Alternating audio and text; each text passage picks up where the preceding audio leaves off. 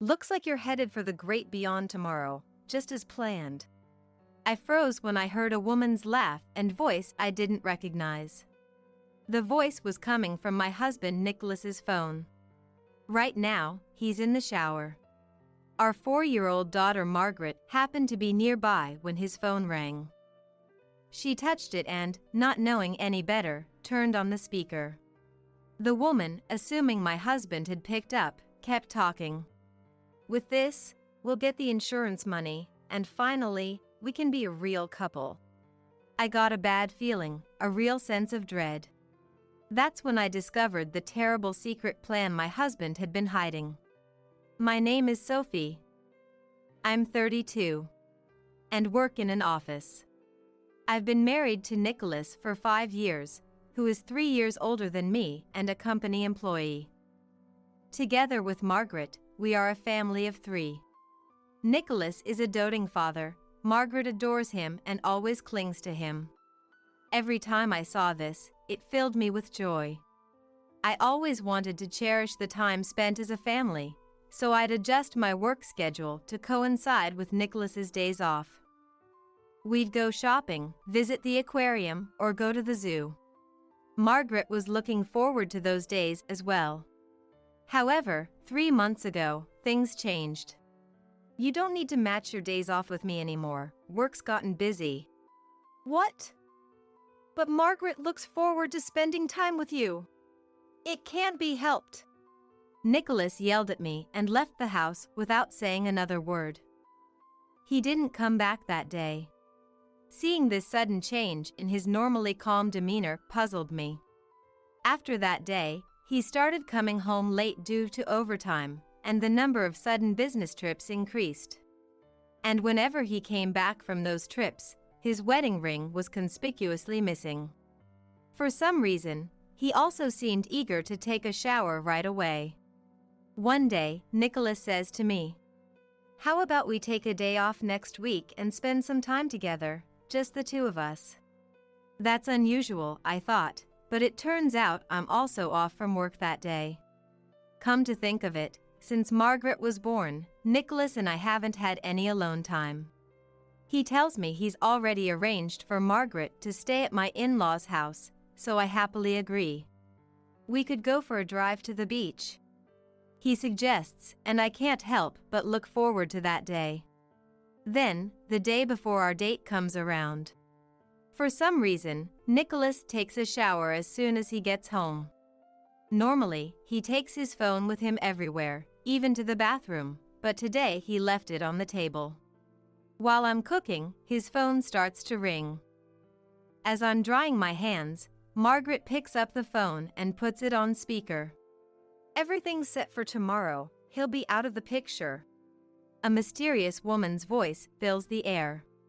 Stunned by her words, I keep listening.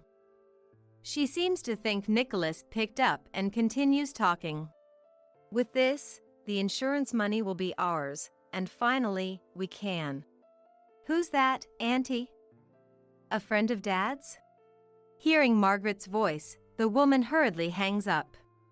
Margaret tilts her head. "What was that?" "Maybe it's a friend of Dad's." "Let's tell him." "Okay." Margaret runs off towards the bathroom with a smile. I guess she wants to tell her dad as soon as possible. In the meantime, his phone is left on the table. Just as I'm about to snoop through it, I hear the bathroom door open and quickly put the phone back in its place. Margaret informs a freshly showered Nicholas. "Dad, your friend called." Suddenly, Nicholas rushes into the living room, his body still wet. "Did you answer my phone without asking?" "No." Margaret picked up, but I didn't listen. "I see." His stern face relaxes suddenly, his brow smooths. "Is he cheating? And what was that about out of the picture?" That night, unable to shake my suspicions, I wait until Margaret and Nicholas are asleep. Then I check his phone again. The caller ID reads Eric. There are several calls from this Eric, but the voice was unmistakably a woman's. When I open WhatsApp, there's frequent communication with a woman named Caroline. Reading the content, it's clear that Eric is probably a cover, and it's really Caroline. In the messages I found on his phone, there were details about the sinister plan the woman had just mentioned. I was so shocked, I caught my breath. Who is this woman? I can't believe it. Fuming, I clenched my trembling hands tightly. Further investigation of his photo gallery revealed multiple selfies of Caroline cozying up to Nicholas. The woman in these pictures, attached to Nicholas like glue, looked familiar. Is this woman? Could it be? When I checked my work computer, it turns out she was someone I knew. So that's how it is. After transferring all the evidence to my computer, I found some important documents in Nicholas' carry-on bag. If you're up for this, be prepared. I've got plenty to corner you both. I then made a call to someone. I didn't sleep a wink that night, and morning eventually came. As I prepared breakfast, Nicholas, unusually up early and in high spirits, said, "Great weather for a drive, huh?" "Sure is." I replied with a fake smile, but he didn't seem to notice my mood. "All right, let's get moving." After dropping Margaret off at my in-laws' house, Nicholas started driving. Today, Nicholas was unusually chatty, rambling on about trivial matters. As I played along, my phone rang about 30 minutes into the trip. "It's a call from your mom. Margaret seems to have a fever. We need to go back." "What?" "I mean, we asked Mom to watch her. She should handle it. Mom says she has a fever close to 102 degrees Fahrenheit and wants to take her to the hospital. I have the medical insurance card, so we need to go back." "All right, fine." Nicholas reluctantly made a U-turn. When we arrived at my in-laws' house, Nicholas energetically opened the door to be greeted by a surprised-looking Sasha, my MIL. "Mom, how's Margaret's fever?" "What are you talking about?" "You called Sophie's phone earlier, right?" "I did. I never made such a call." Confused, Nicholas and Sasha were at a loss for words, but Nicholas quickly turned to confront me. "Hey, what's going on?" Fully expecting this question, I flashed a big smile and told Nicholas, That was a lie to bring you back here." "What?" "But the phone rang, didn't it?" "That was just an alarm. I set the ringtone and the alarm tone to be the same to make you believe that a call had come in." Just then, we heard, "Daddy, Mommy." And Margaret came running down the hall, hugging Nicholas around his legs. Nicholas glares at me, not even glancing at Margaret. "Explain yourself." "Oh, just returning the favor for all the lies you've told so far." "You kidding me? Are you making a fool out of me?" Hearing Nicholas' angry shout, a surprised and crying Margaret hides behind me. Sasha, sensing the mood, takes Margaret's hand and says, "Let's read a book upstairs," leading her to the second floor. Standing alone in the entryway, Nicholas just stares at me in silence for a moment. That's when the doorbell rings. Opening the door, to our surprise, it's Nicholas' affair partner, Caroline. "Caroline? What are you doing here?" Nicholas seems utterly flustered. "What do you mean?" "You invited me here to meet your friends in PIL, didn't you?" "I did." "Look. Here's the message you sent me." Caroline shows her WhatsApp screen to a puzzled Nicholas. "More importantly, why is your wife here?" Caroline presses, while Nicholas stammers, lost for words. "I was the one who invited Caroline, pretending to be you." Hearing my words, both of them look at me, eyes wide open. "What the heck are you thinking?" "Because I'm not ready to move on to the next world just yet." "Nicholas, you were planning something nefarious with me by the sea, weren't you?" "How do you know about that?" Both Nicholas and Caroline seem unsettled, exchanging alarmed glances. They clearly never suspected their plot was exposed. When Margaret answered your phone, I overheard Caroline say, "The plan is on, and my wife will be gone tomorrow." Anybody would find that strange upon hearing it. I moved to the living room, sit across the table from the two, and slam printed copies of their WhatsApp conversations and photographs on the table. I have plenty of evidence. How did you get this? Nicholas and Caroline are stunned, staring at the undeniable evidence. Did you forget what I do for a living? You work some desk job at a company. True, but it's a detective agency. These days, I'm doing more sleuthing than clerical work. At that, Nicholas and Caroline tremble in disbelief. And then, I lay out the $300,000 life insurance policy under Nicholas' name in front of him. I can't believe my own husband was planning to trade my life for money. That's a misunderstanding. What misunderstanding? The entire plan is detailed in those WhatsApp messages. Well, you see. Nicholas scrambles for words, trying to make an excuse.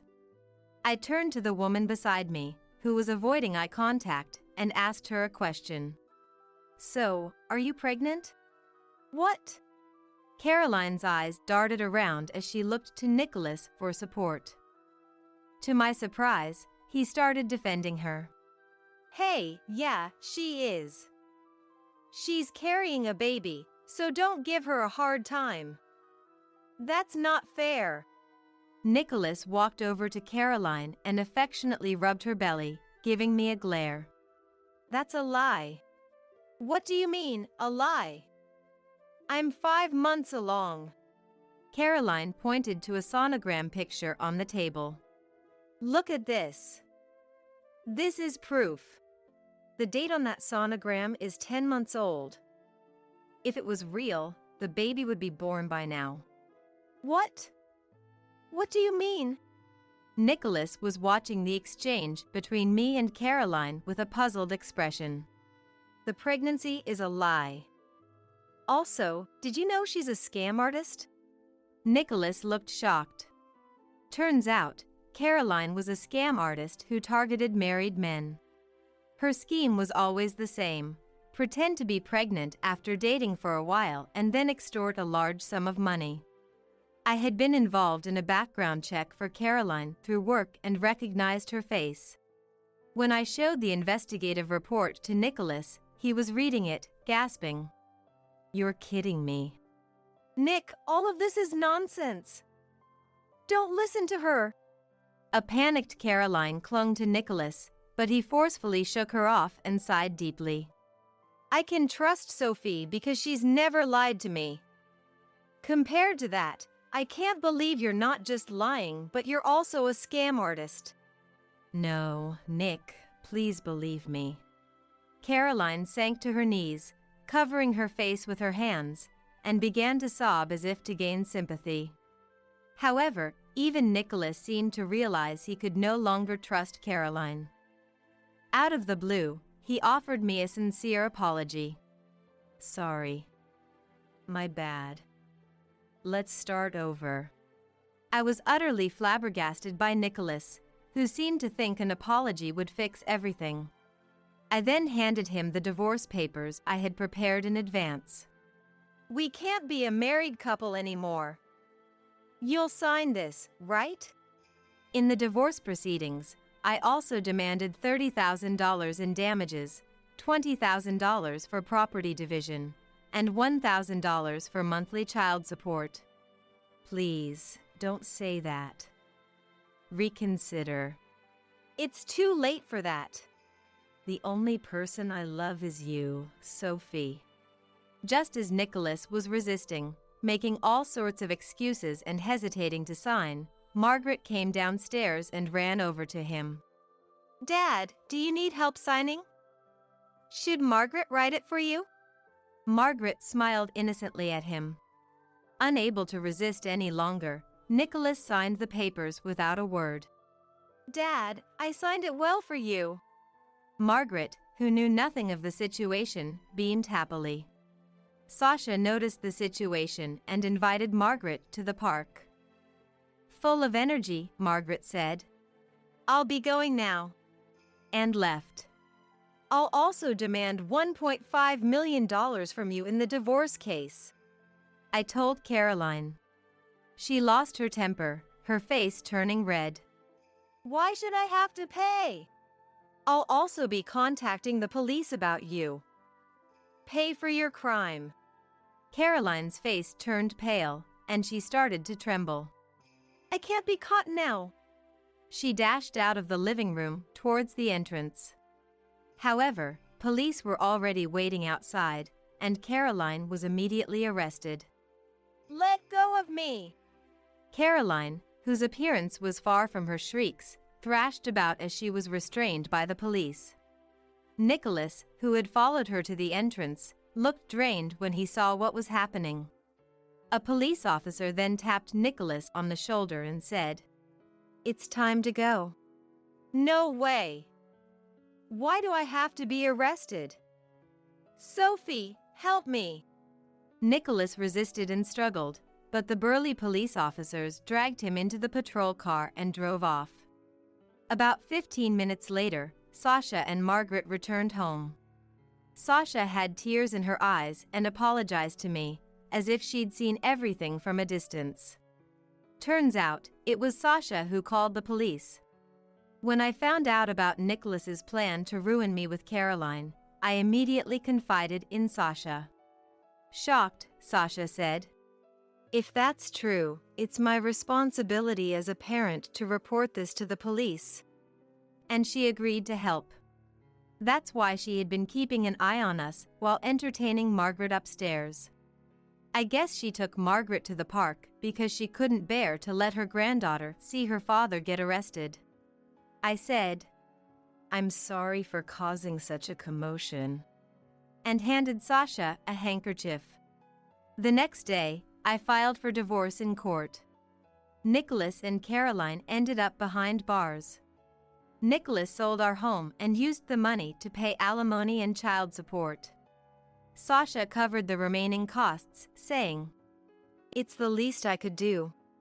The plan was to make Nicholas pay her back once he's out of jail. As for the compensation claimed in the divorce case against Caroline, I plan on having her pay in full once she has served her time. Meanwhile, Margaret and I moved back to my parents' house. Margaret is doted on by my parents, who find her incredibly adorable. I am committed to protecting my sweet Margaret and pouring all my love into her from now on. My name is Sarah. I am a 37-year-old stay-at-home mom. I've been married to my husband, John, for 8 years. We had difficulty having children, and it took us 4 years of fertility treatment.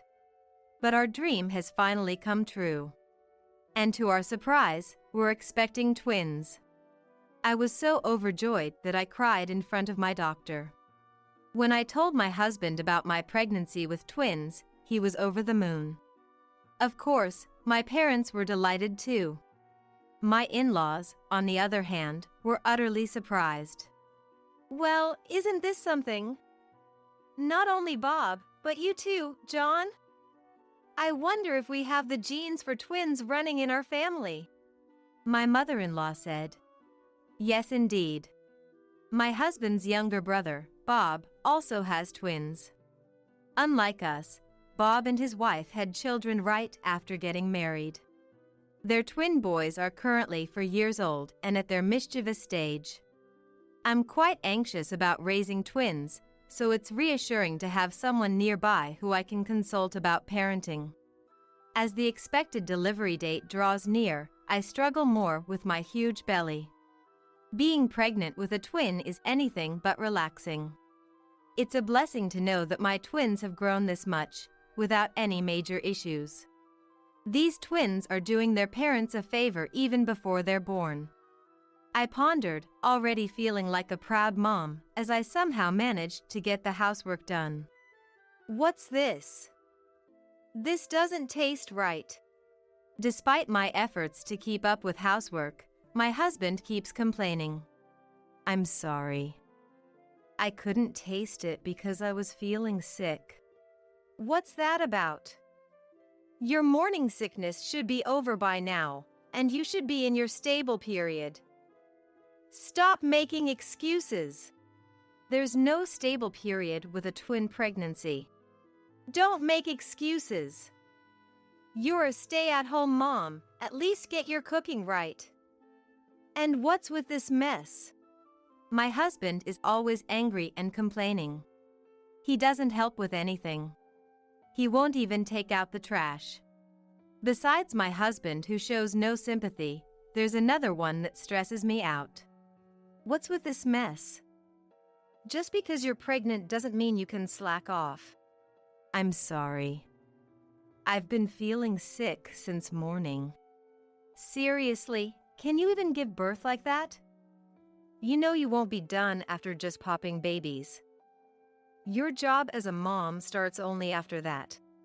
Yes, I am aware. Now, go fix my lunch. My mother-in-law, who visits every day, is my biggest source of stress. My in-laws' house is about a 10-minute bike ride away. My mother-in-law shows up every day around noon, nags at me, then has me prepare lunch for her. And then she continues to nag and be mean to me until she leaves, a truly baffling behavior. I guess it's okay to leave my father-in-law on his own. I'm at my wit's end with my mother-in-law's daily assaults. I finally brought it up with my husband. Listen, my due date is approaching. I'm thinking of going back to my parents' home. Huh? Aren't you supposed to going to be hospitalized before your due date? Just stay here until then. I'm scheduled for a C-section, so I'll be admitted to the hospital a little before my due date. Yes, but we don't know when labor will start, do we? Besides, honestly, it's tough having your mom over every day. What's that supposed to mean? I told my husband about the daily onslaught from my mother-in-law. He knew she was coming over every day, but he probably didn't know that she stays for long. He looks a bit surprised. Well, I understand it might seem a bit selfish, but isn't it because she feels comfortable with you? Huh? She likes being around you. She treats you like her own daughter, doesn't she? So be a little nice to her. Well, I could stand her before my belly got big, but now it's impossible. Don't you feel anything looking at this belly? As I pointed to my enlarged belly, my husband just shrugged his shoulders. Well, I guess it is big and might make moving around difficult. Do you realize how hard it is to walk with this belly? And yet, your mom keeps coming over and nagging me every day. She doesn't help at all. In fact, she just bosses me around. It might lead to irreparable consequences. Are you okay with our baby being affected? Well, I certainly don't want that. Then please talk to your mother. If you continue to ignore me, I'll fight for myself. As I talked, my emotions ran high, and words slipped out unexpectedly. Seeing my surprise, my husband's eyes widened. What's that?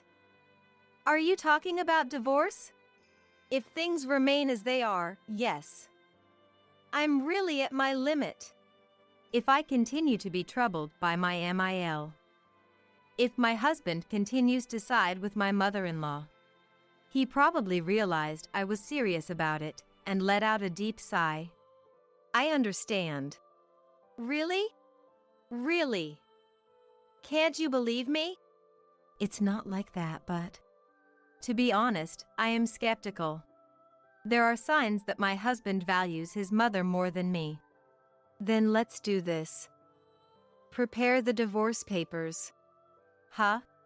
If you think you can't trust me and it's not going to work, you can file them whenever you want. How about that? Can you believe me now? Yes. Seeing my husband's determination, I felt relieved. After that, my husband actually prepared the divorce papers and seemed to have warned his mother. In the end, I didn't return to my parents' place, but after that day there were no more onslaughts from my mother-in-law until I was hospitalized. Then I had a C-section and safely gave birth to twins. For a while after that, I stayed at my parents' home, somehow managing the whirlwind of first-time parenthood. However, as a new mom, I was struggling raising my twins. Then one day, my husband came to visit me at my parents' place. "Can you come back home soon?" "Huh? It hasn't even been a month yet?" "It's already been a month. Aren't you just having too much fun while leaving the house?" "Fun? I have no such time. Being a mother to twins is tough. I'm enduring my painfully slow recovery from childbirth because of my advanced age, and yet I'm still taking care of our kids." "So what if you're old? There are plenty of people who don't return to their parents after giving birth. Stop being such a baby. Just come back home already." After saying those harsh words behind, my husband left. Didn't he come to see our kids? Without even properly looking at his children or holding them, my husband left just like that. While calming down my crying twins, I too became sad and shed tears. Not wanting to strain our marriage, I returned home, shaking off my parents who tried to hold me back. "You finally came back. Do you even understand what it means to be a wife?" The moment I opened the door, these were the words that came out of my mother-in-law's mouth. She was waiting for me, standing there like a guardian statue. Exhausted, I found it hard to even respond, so I silently walked past my mother-in-law. "Hey! Don't ignore me!" Ignoring these words as well, I entered the room and was left speechless. I can't call this place my home. Looking at the disastrous state of the house, I unwittingly muttered these words. The kitchen was piled with dishes, with no space for cooking. The floor was covered with discarded clothes, garbage from empty lunchboxes, and more. And to think I had just been away for about a month. Mother-in-law, did you come here while I was away?" "I was here all the time. I was worried about my son struggling alone."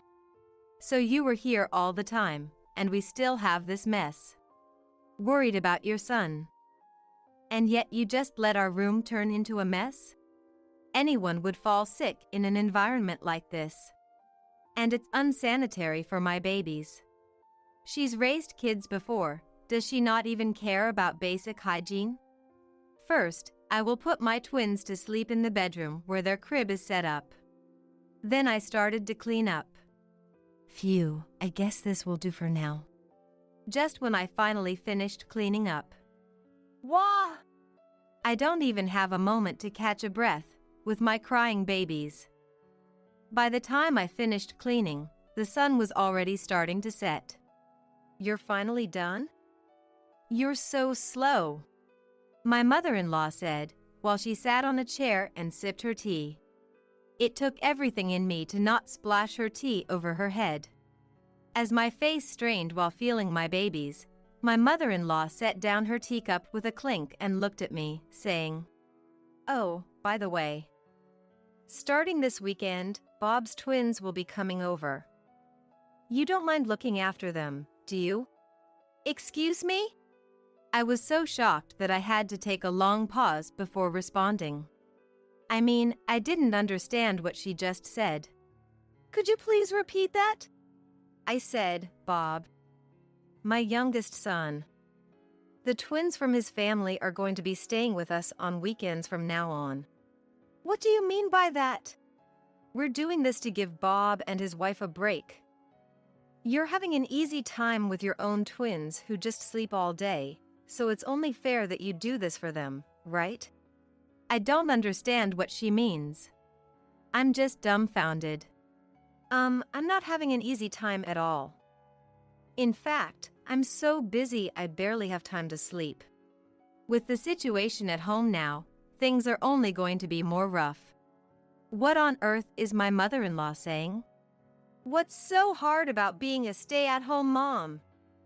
I'm giving you a job to do, be grateful and accept it. I can't. You just can't because you're inefficient with housework. Don't make your incompetence an excuse. It's been decided, this is a done deal. With that, she left. Just like my husband, she states her piece and leaves without hearing me out.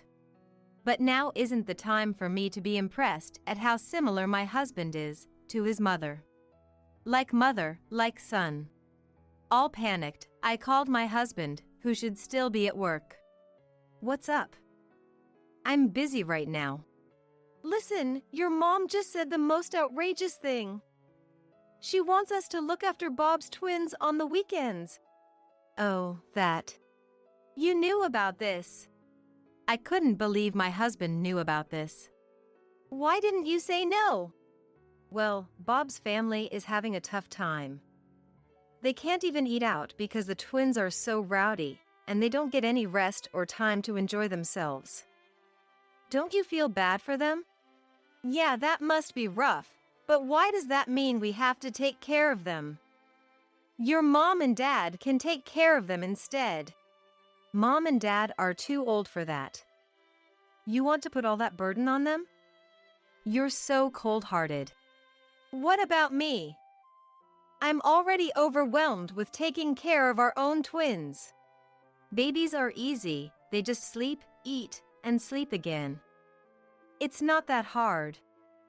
Oh, and don't slack off on housework. I won't allow any excuses.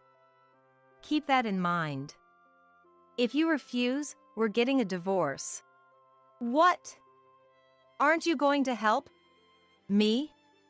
No way. You want your hard-working husband to work even on his day off? You're a devil. There's no point in talking to them. Both my husband and my mother-in-law are the absolute worst. It feels like I'm talking to a wall. I ended the call in silence. Even with all the crap that I've been enduring, to my surprise, I'm still cool-headed. I decided to call elsewhere. A few minutes later, having ended the call, I found myself gazing at my sleeping twins. The adorable faces of the twins gave me courage. My husband and mother-in-law were solely fixated on their own interest over these cute little twins. There's not a shred of consideration for me. Whether they're around or not, my workload won't change. So with both my husband and mother-in-law, I've decided to completely sever ties with them. That night, my phone rang. Looking at my phone screen, it was from my husband. Hello? I just got home. Why aren't you here? Where are you? I'm at my parents' house. What? You came back from the hospital. Why are you still at your parents' house? I went back home once and cleaned up. It's clean now, isn't it? So why are you at your parents' house now? Because I'm fed up with you. With that, I ended the call and then turned off my phone. I thought he might call my parents' house, but perhaps it was awkward for him if my parents picked up, so no call came. Instead, the next morning, my husband showed up. Hey, Sarah. You're here, aren't you? What the hell are you thinking? To my surprise, my mother-in-law was with him. The lovely mother-son duo had made their appearance. Can you not cause a scene this early in the morning? As I responded with a displeased face, my husband yelled, What the hell do you think you're doing? Hurry up and come back home.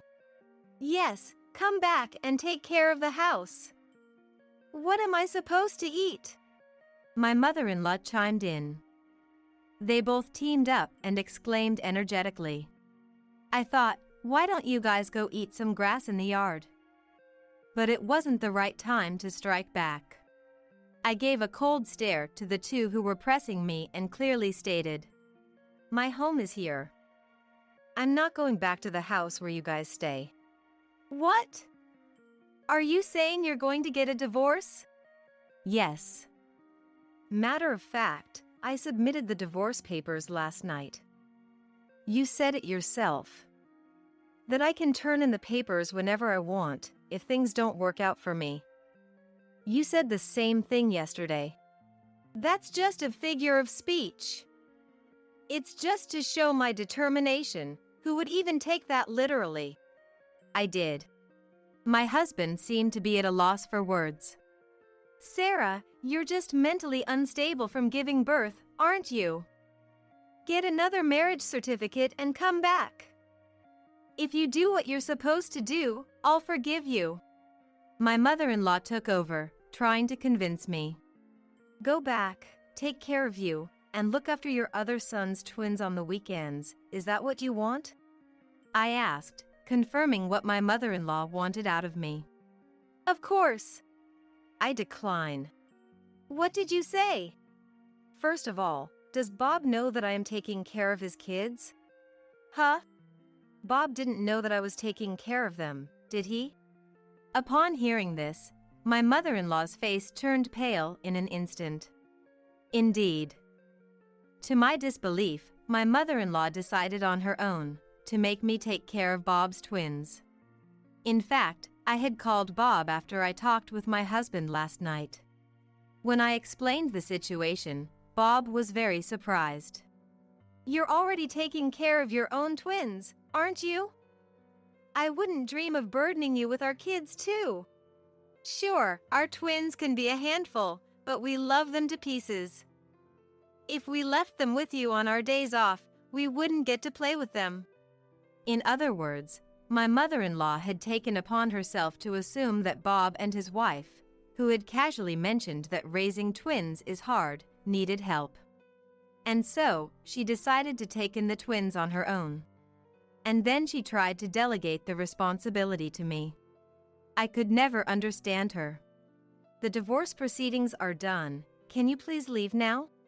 There's no way I can accept this. My husband insists stubbornly. Can you stop already? All of a sudden, I heard someone yell from behind. When I turned around, my father was standing there. Dad! He was flustered. You've been saying some pretty selfish things. Have you ever helped out around the house? Do you even look after the twins at all? My husband was searching for words in response to my father's questions. I'm tired from work. Oh? Yet I hear that you take breaks all the time without doing any significant work? Even when everyone else is working overtime, you always leave work on time.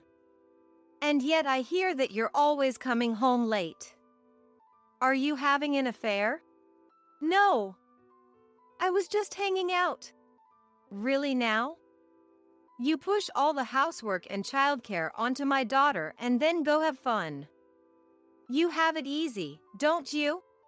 Well, that's... In reality, my husband was employed at the company my father runs.